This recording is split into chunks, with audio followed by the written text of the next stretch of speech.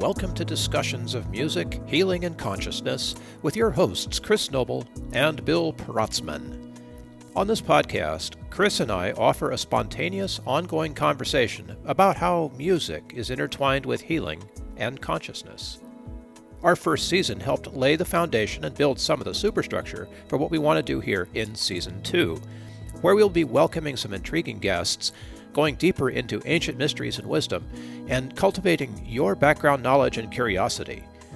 We hope these discussions will inspire your own study and practice of the musical and healing arts, and that your contribution to advancing world consciousness will be satisfying for you and transformative to those around you. Let's get started. Yeah.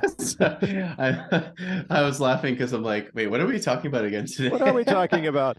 I had this idea. So I've been listening to way too many raise your frequency, raise your vibration kind of things. And you know what? That's cool. And that's what we want. So that's what our intention should be, right? But I feel like we're ignoring a lot of really important stuff, because so much of the actual hertz that we measure in vibrations are very rich and very low. Like 40 hertz. Or the Schumann resonance. These are things that we can't even hear. The Schumann resonance so low we can't hear it, right? So I started to think about this thing, and I'm thinking to myself, Chris, what if we were more inclusive when it comes to vibration? Now, I know nobody likes anger and fear, right? But there's so much music that is so rich, that is animated by anger and fear, and not in a bad way. You know what I'm saying? Well, like it's expressing anger and fear as well. And it's like it's getting it out of your system in a way. Like you need to have that music. There's certain types of music I don't listen to that often, but when I'm in a particular mood, especially if I'm pissed off, oh my God, is it ever cathartic to just blast like Rage Against the Machine or heavy dubstep or just things that are angry and just distorted and very aggressive, Yeah. I need it just as much as anybody, and I'm sure every teenager can certainly relate to that. Yeah. And yet we're told that it's wrong. Don't listen to that, bad music. There's like all this judgment. And how can we be like conscious beings when we continue to judge our lower vibrations this way? You know what I'm saying? It's crazy making. It's kind of a little against the idea of this higher consciousness because you would think that when you come to more states of the big word of enlightenment, right, whatever that really means, Yeah, whatever it means. whatever that really means, you would imagine that things like judgment start to become more dissolved. And when the lower vibrational emotions happen, instead of judging them, instead of ridiculing them and yourself for feeling them and others for making you feel that way, you in fact listen to that information, because at the end of the day, it's still just information. It's just information. Just like life, there's no good or bad. It's just experience. And then we put the label of good or bad on the experience. But in reality, it's purely an experience. And that's the whole point of life, is to live and experience everything, good and bad. And all of it has value. And obviously, you don't ideally want to live a life where you're mostly in a state of fear and anger.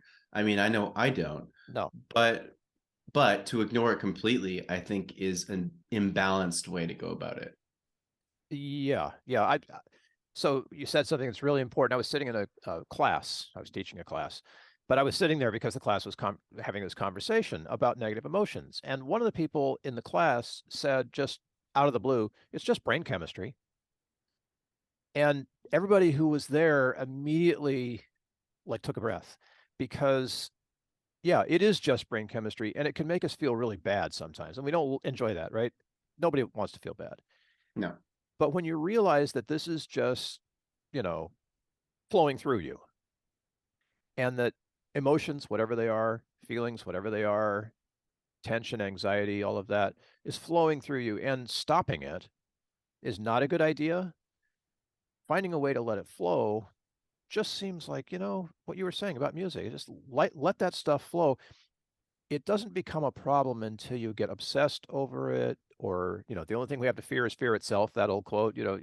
If you have some fear or some other kind of judgment, especially if it's something you can feel emotionally, um, that's the stuff that needs to get out of the way so that you can choose to be at a higher consciousness. I mean, here we are judging low and high, right? But so you can choose to have space, you have room. The processor is free to be able to embrace what you want.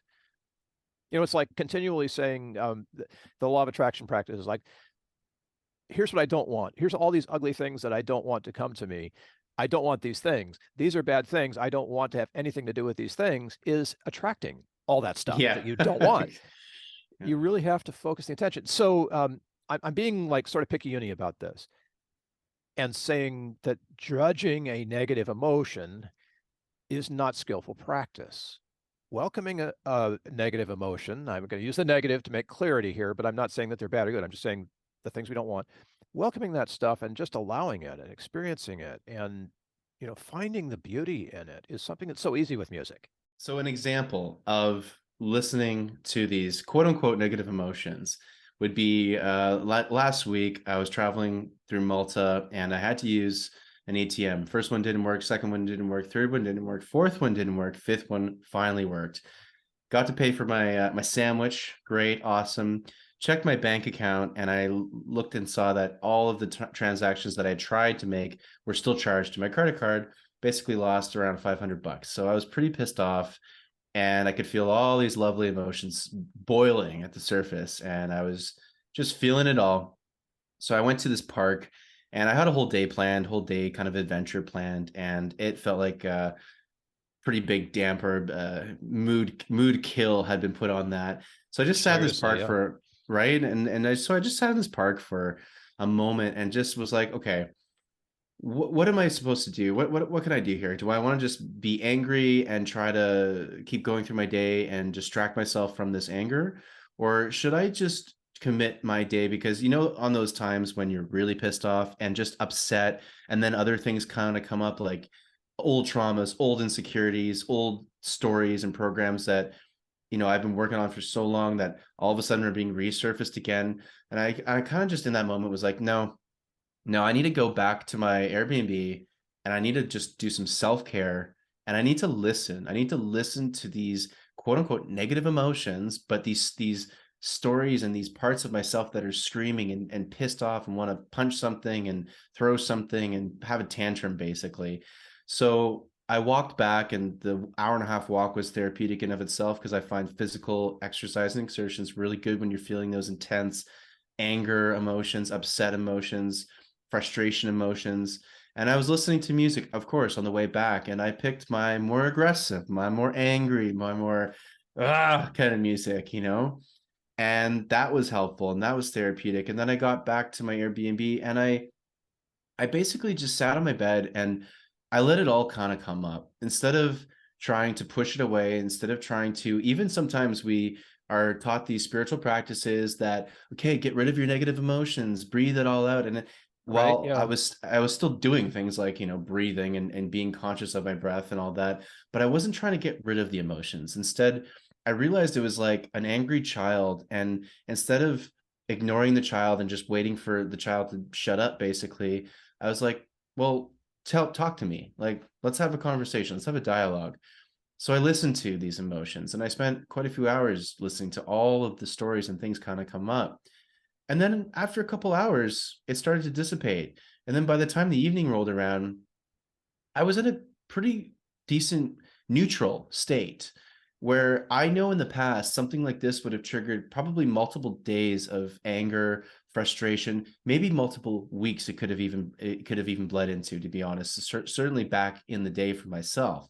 And all of a sudden that night when I was going to bed, I realized, wow, Chris, you know, when you just listen to these supposed negative emotions, they just want to be heard. And when you listen to them, not only do they eventually go away, but the next day I woke up and I had so many insights. I had all these downloads. I had all these epiphanies. I had like inspiration come through me, and I was still pretty deep in the emotions. So I took the rest of that full day off, more self-care, more self-care. And then the following day was where even more things started to pile through me. And then I started to have the energy to then take action on these ideas, creative ideas, business ideas, a whole slew of ideas and downloads were coming through. And I was starting to just laugh at this whole idea of, why did we ignore these emotions? Why do we push them aside and try everything to stifle them and push them down and ignore them? When if we just listen to them and actually let them be heard, oh my God, the power, the gold in them is just as good as just as abundant as the positive emotions. It was a really incredible experience, I have to say. I love that you are sharing this experience, because if there's a practice that the world needs right now, it's like dealing with anger. And instead of stuffing it and letting it leak out. And this practice is so skillful. It doesn't interfere with the flow, but it takes a little bit of a mindset change, right? Because you got to shift out of that place of, oh no, negative emotions bad, delete, delete, delete, to negative emotions bad, don't have to act out, but I need to feel this right now. My body needs to process this, right? And almost accepting the part of yourself that's difficult to accept. And I can say that because, my very first therapist said, Bill, I can tell what your problem is. I'm like, okay, what's that? He's like, well, you're an angry man. And he was right. I'd been repressing that anger for so long. And once I learned that I already had, as a musician, I already had a way of being able to let that flow continue without breaking things and hurting people, everything changed. Now, okay, it's been 30 years, right? And it's still changing. So don't get me wrong. It's practice. It takes practice. But I love that you're doing this, because it is so important, I think, right now in our sort of world ethos, our tendency to judge one way or the other, and pick a side, and stay bipolar. I'm Well, reinventing that term. 100%. I was watching the comedy show Brooklyn Nine-Nine the other day. It's pretty popular amongst pop culture, I'd say, and certainly has an influence. And one of the main character, Jake Peralta, was feeling jealousy, and he would always make a joke throughout the episode when he was feeling jealous. He'd be like, "Oh, ugly emotion, ugly emotion." And I know that's what it feels like to a lot of people, and certainly it is. But when we say things like that, because in the popular culture, in mainstream thinking, we still label these negative emotions as ugly, gross, Yeah. unwanted, Yeah. get out of here. And it's like imagine you would do that to your own child, or your own inner child for that matter, because I don't have my own child kid, but I can still of course think if I did. But sometimes I also just think about my own self as a child, and I'm like, would you just want to, if your child was feeling all these negative emotions, are you going to constantly just push them away and ignore them? Maybe some parents do, but I don't think that's the best thing. I think the best thing is to listen to them and just hear them out. And all I did was, instead of it being to a physical child or my own inner child, it was just like, no, I'm going to listen to the emotions that are coming up and hear them out.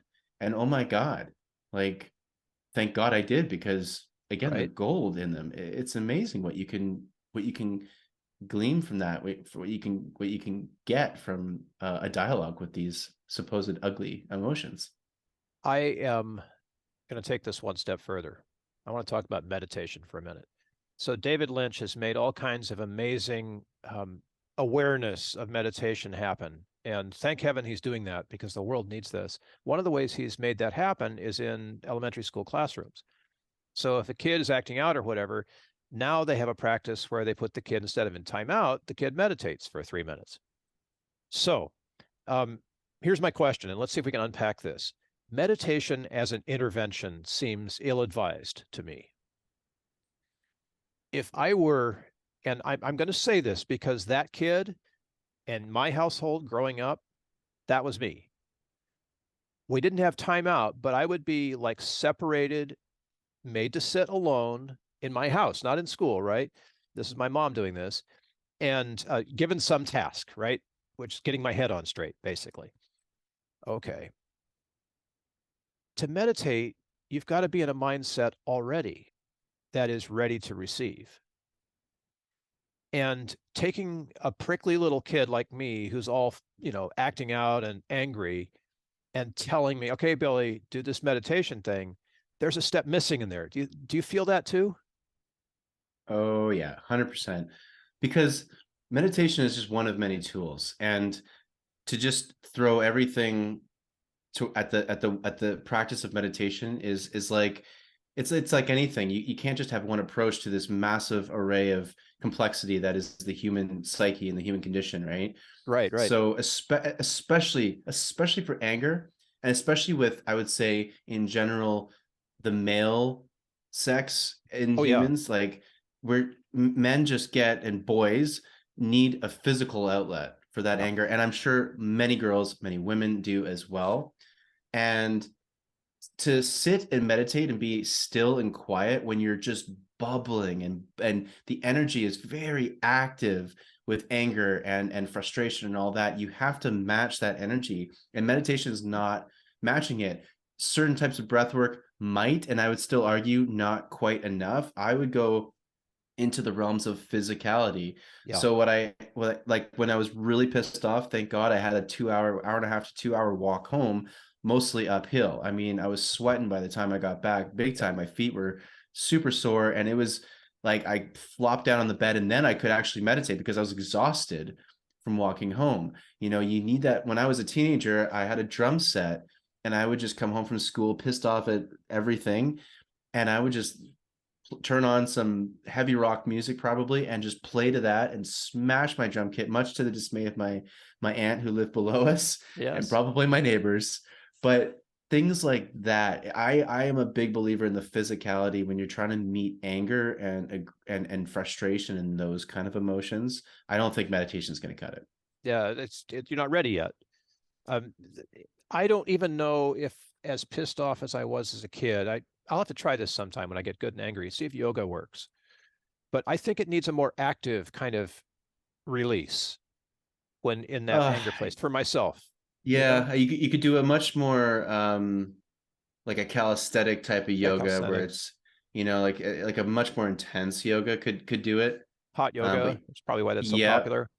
yeah, but it's got to be high intensity, I would Yes. say. Yes. Like um, physically upregulating. Yeah, The anger is an upregulating emotion. So to match that with a physical upregulation seems like a good plan, you know? And maybe it's headbanging Metallica. I mean, I don't know, but there's an option out there that lets you do anger safely.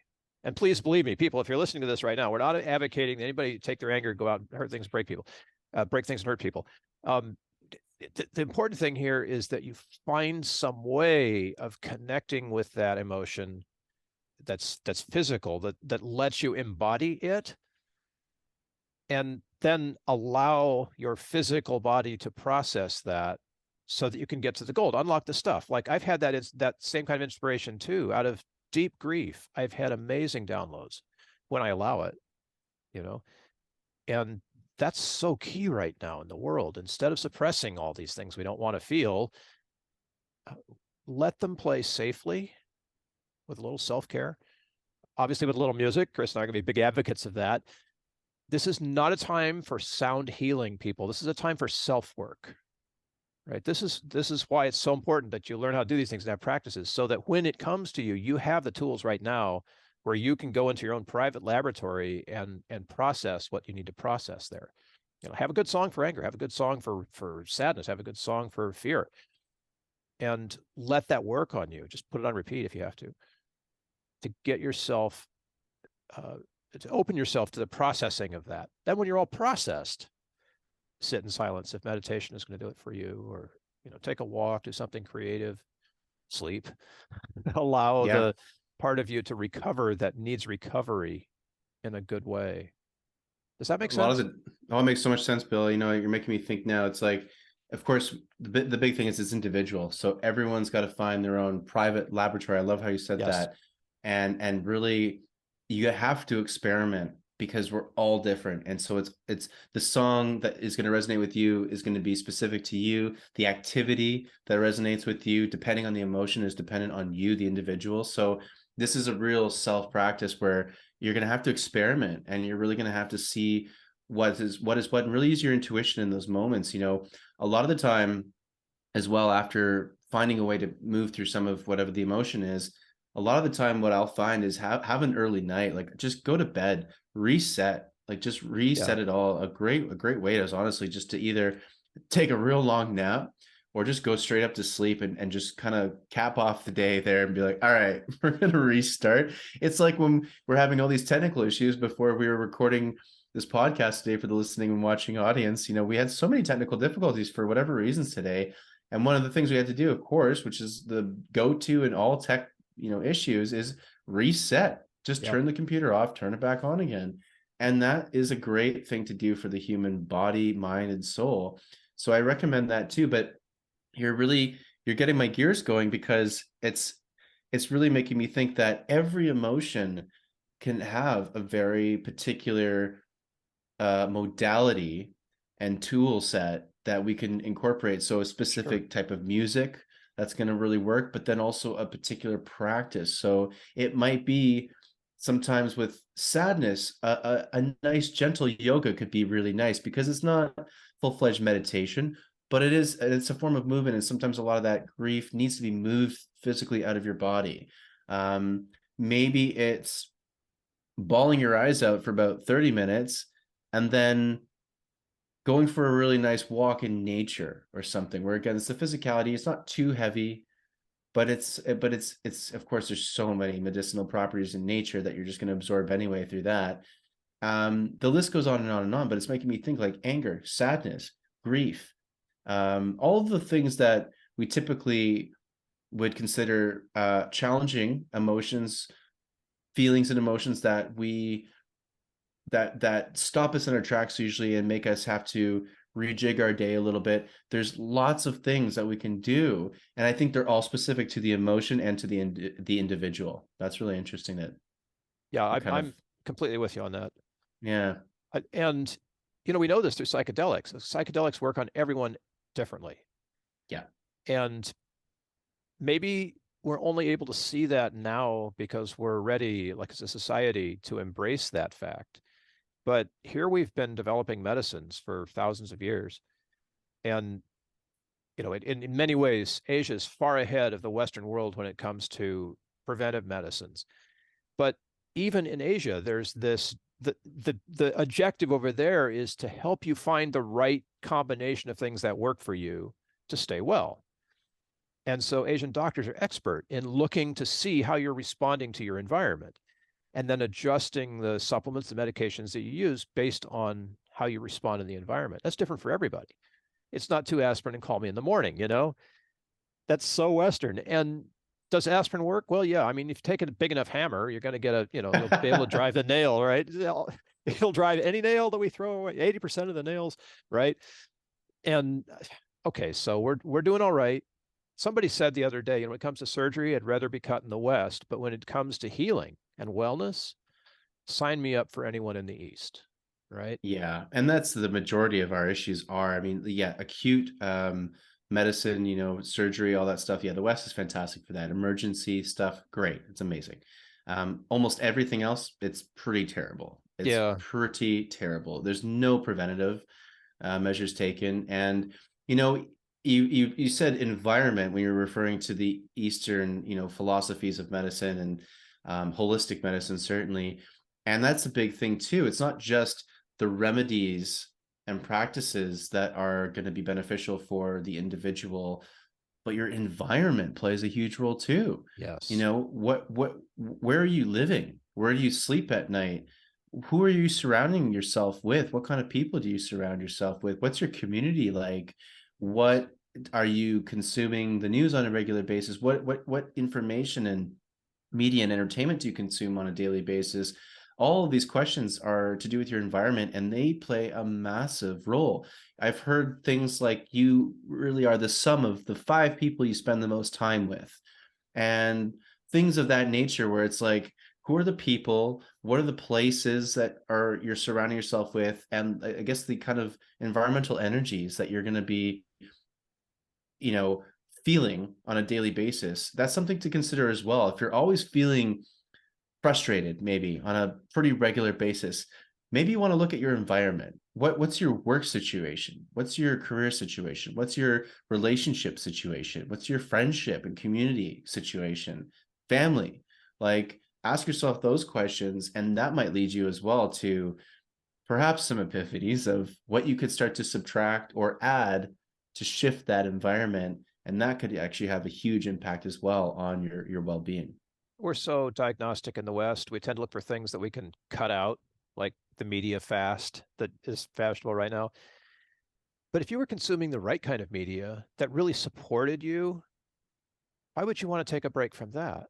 Exactly. You know, and we both have friends who are like psychedelic adventurers and like doing ayahuasca every week or something like that. Okay, that's fine, but what is it that's making that necessary? I mean, dude, right? If you're doing that kind of psychedelic trip regularly, there are other things that are pushing you to do that. Um, I love the fascination that we have right now with Wim Hof. That's just a great example. So here's this guy who has these practices, and isn't he's Dutch? Is he Netherlands? Netherlands, European, yeah, he's Dutch, I Northern think. European, I bet. I'm not sure. and he has these amazing practices. So all of the daredevils over here are like, "Oh, cool! Hold your breath forever. Swim in icy water." And there's some health benefits to that. But there needs to, like you were talking about, there needs to be sort of a balance to this, because swimming in icy water and doing incredible breathing exercises is not going to be for everybody. But there are going to be some benefits to a practice that works for you that is based on a breathing regimen that you might learn from Wim Hof or whoever. And so do that, right? Find the mix of things. But for heaven's sake, don't Google, I have this symptom. What in the world do I need? Right? Oh Because, God. that rabbit hole is not a healthy one. And there are others that are, but if you start with the people around you, maybe there's somebody who's been tapping your shoulder for a while and suggests something like, hey, this sound bath is a really good way of changing your mindset to open yourself to the possibility that you might be able to do a better job of practicing things that keep you healthy, or practicing things that keep you engaged in stuff, or whatever it is, whatever the intervention-ish mindset was before, it transforms into, hey, that's a pathway for me. Like, I'm an angry guy, but anger is a pathway to power for me, Well, right? and think about like, I remember when I was younger, anger was also very motivational. Oh You yeah. can Well, you can get a lot of things done with anger as well. It's not just a destructive emotion. Of course, it can be when it's unhinged and untethered, and certainly let off the chain and with no mindfulness. But the thing is like, I'm getting to a point, and it's a lifelong journey. I'm definitely not claiming to sure. have Yeah. the magic bullet here at any, or being the master of this. But when I was going through this extreme anger and frustration last week, I was also able to still, even in the height and the thick and the just the deepness of the anger and the depths of these negative emotions, I was still able to have a bit of an out of body, third person, third party perspective on it all, an observer perspective Right. Right. Yeah. on those emotions.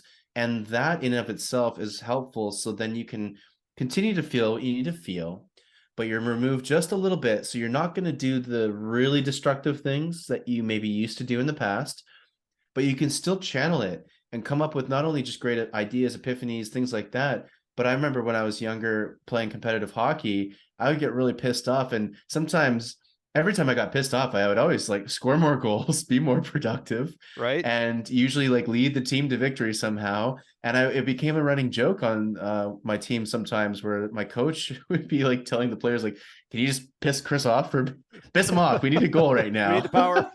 We need the power. Can you get him angry again? It's like the Hulk, right? Like, can you get Bruce Banner angry so he turns into the Hulk and can Yeah. actually like take on the whoever the enemy? So it goes back to the perspective of all these emotions exist for a reason. And if we can just try to take a step back, it was just hard to do when you're in the midst of these emotions, but you can try to just take a breath and take a step back and feel everything you need to feel, but then be able to channel it and then alchemize it, and then use that emotion to do whatever it's meant to do in that given situation, because it's going to be absolutely unique to the individual experiencing it. It's such a bottom up because we feel things before we know what we have. And becoming aware, there's a whole branch of of philosophy, actually, philosophy of the mind. Well, maybe it's not the mind, called affective intention. And this is the awareness of the bodily responses that we have to stuff. And rather than discounting that or it's all in your head, it's the integration of head and heart that's people like Heart Math have been working on this. There's a lot of science on it. But the whole notion that it's all in your mind is sort of falling apart now as they delve into consciousness. They find that it's the mind, right? It's the head brain, it's the heart brain, the gut brain. So it's all connected in this way where we've been leaving out 2/3 of the information available to us. And if you want to integrate those other 2/3, there are practices like look around for this, right? Because there are other ways that are not just head based that get us to a more satisfying, I think, experience of life, a more skillful way of dealing with the negative emotions, but also a really powerful way of unifying behind the law of attraction, let's say. What do you want? Well, a want isn't just something you think.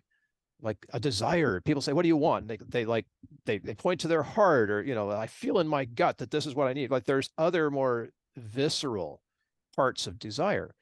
And by disconnecting that viscera from the intention, the idea, we leave our power behind. Like the intention can come from wherever, but putting the visceral, the bodily experience of what we want behind it, well, that's just, it's 2/3 better. Maybe it's a lot more than that, but you get my point, right? Well, and if I've learned anything, you do not want your brain leading your life in general. Your brain's a beautiful tool, but it should not be the one leading the charge. You really, the ancients knew this all the time. You lead with your heart, and the brain is what kind of collects everything and puts it all together. But the heart is the leading force. It's the driving force. And, the heart actually perceives first before the brain, the heart brain, the brain in your heart, which has its own neural pathways, for crying out loud, is actually acting first. It is the first to feel something, and then the brain responds and goes, oh, this is because of that, this, that, and this. Yep. But the heart was the thing to have commenced that thought process, right? Right. So if I've learned anything too, I can't necessarily think my way through these negative emotional experiences. I have to feel my way through. Yeah. They bring up a lot of thoughts, but if I just go into a rabbit hole of thoughts, then I just get more stressed, and it just leads into a kind of a vicious cycle. But if I let my heart and my feelings lead the way, and then the brain can take a bit more of a backseat and just do what it's supposed to do, be logical, calculate, organize, do all that nice stuff. But let the heart lead the way. That's going to be, because to even be able to discern how to move through these negative emotions and then alchemize them, that's not a thought brain process. Your brain is not going to be able to, it's not a head thing, it's a heart thing. You have to intuitively feel, what music do I need right now? What do I need to sleep?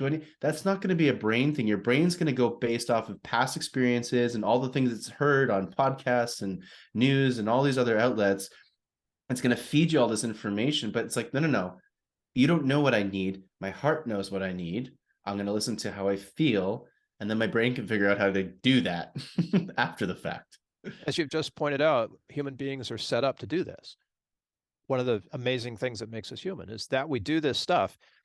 On the other hand, we've been educating ourselves out of that ability for such a long time now that reintegrating that capability that's part of who we are, remembering what it does, can be new and take some practice.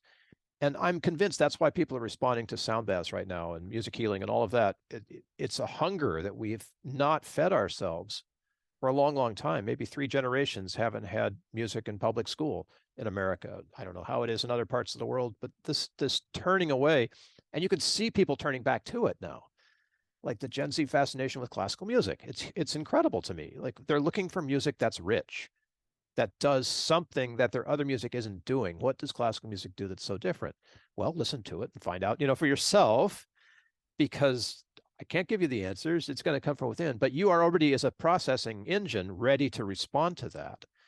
in a way that is beautiful and that will help inform you. So yeah, so it's like turn back to music. I know we're talking about music here. The other arts work well, but think about music just for a second here. When you're listening to music, you're fully present. And if you're not, the music will help silence that busy part of your head brain to bring you into full presence. And in that full presence, guess what else you get? You get awareness. You get self-awareness that you don't get from anything else. Well, I mean, you could, meditate and journal and do all of that, but in the musical moment, you're open to self-awareness. And you can do all that with music. With music, right? And it happens Journal in with music. time, so you have this time scale during which you're focused in a linear way that's different from anything else. And as you practice and you can bring your full intention to what you want, then the attention that you pay to music combined with the intention of what you want becomes that thing that sparks all those downloads, like the moment after, right? When you've processed. And like you were talking about, Chris, all the stuff that came to you after the digestion or whatever we're going to call it of the angry moment through music took place. And that's just so beautiful. And it's completely, utterly predictable. Hello, science. Are you watching? Like somebody had better give us the science on this stuff because people have been doing it for thousands of years and we're just getting around to the possibility of music for more than an intervention, right? No, it's been there forever. We're coming back to the possibility of music to help us have what we want and to speed our pathway there and to leave us powerful in that pathway rather than just wrung out or, tied up in an angry fuzzball. I like that analogy. It's also helpful. I think this was one of the first times for me. I mean, this is a lifelong journey. And again, those watching and listening, I mean, do not beat yourself up for wherever you're at on this journey, because it is not only challenging for everyone, but there's no rule book. There's no real known pathway of how to get to these places of mindfulness, of awareness, more awareness. This is an individual journey. We're going to give you as many tools and as ideas as we can here, but ultimately it's really up for you to put into practice, experiment, and be able to, in those moments, which is the hardest thing, is when you're feeling those deeply intense emotions. In that moment of those deep, intense emotions, try to then remember, right, first of all, this will not last forever, okay? And the night is always darkest before the dawn. There is going to absolutely be some beauty at the end of this very challenging period of time right now. And the more I can surrender to this, yes, extremely uncomfortable emotion and state of being, the more I can surrender to it, though, the quicker it will move through me. And the quicker and sooner I will be able to get to that light and to that gold information, that download, that epiphany, or maybe it's just something that is in my body awareness where I just feel differently after having moved through that and properly alchemized it. Yeah, it's something that we're rediscovering because we're using a lot of terms that I've heard a lot when I look back into the ancients. And you were talking about attention and intention. That's the basic blueprint of Egyptian magic. They talk about that all the time. And that's literally what they were teaching, the power of intention with attention. That's magic. We're literally creating alchemy when we do that. So here we go, folks. Let's start experimenting with this old ancient practice and bring it into the new time, the new age. So, people are going to be asking, well, how can I learn to do this? Where do I go? What are the resources that I can use? And I've just invited Chris to use one of them as my gift. I've been teaching this stuff for a while. So at one point or another, when you're teaching a lot of stuff and you repeat it, the internet calls, right? And says, hey, I've been doing this so many times. Why don't we productize it and put it somewhere where everybody can use it? So I've done that.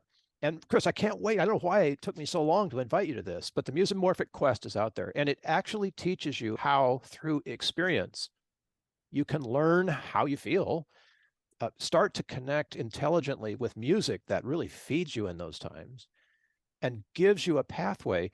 And more importantly, you can practice this stuff. So you don't have to wait until somebody triggers you. You don't have to wait until, 5 different ATMs take $100 from you. You have a practice in place so that when the trigger happens, you're already there. You've already got the tools. You've been working on it, right? You've been experiencing it for yourself. So you can engage them with the situation. in a very skillful way. So, hey, I'm glad you're gonna be doing this. You'll have to report on your progress.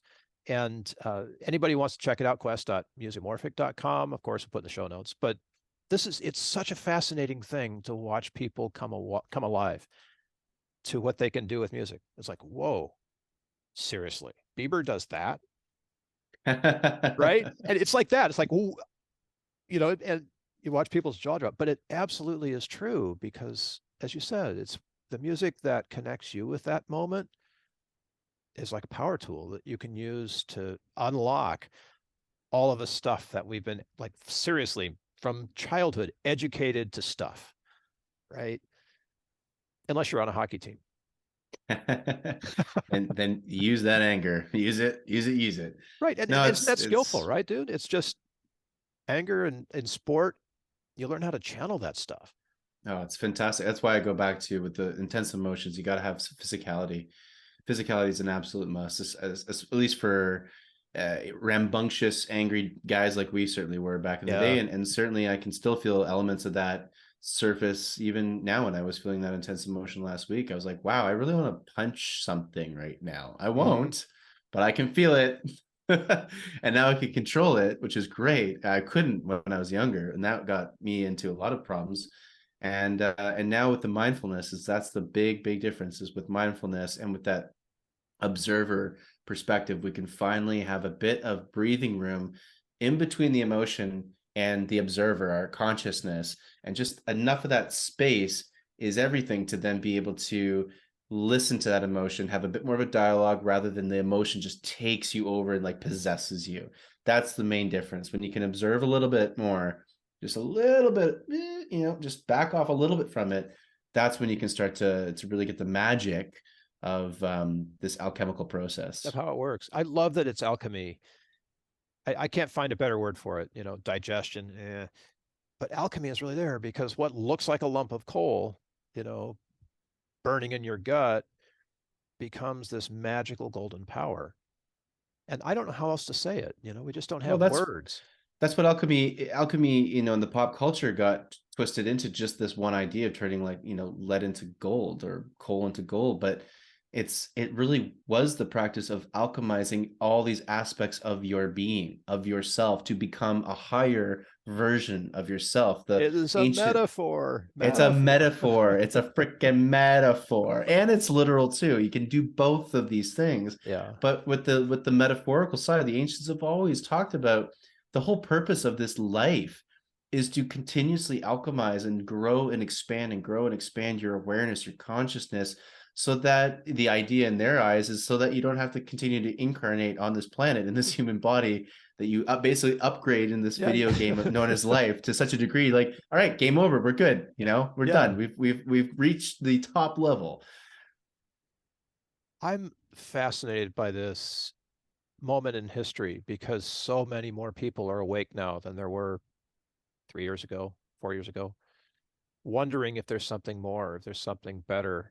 How do I deal with all the crazy that's happened? And the novel and beautiful ways that people have come alive and are offering to share with others and saying, hey, here's how I deal with this. Here's how you do it. That's like so rich right now. And the fact that there's so many and that it's so individual is also so beautiful because we're way beyond one size fits all. Oh yeah. Right.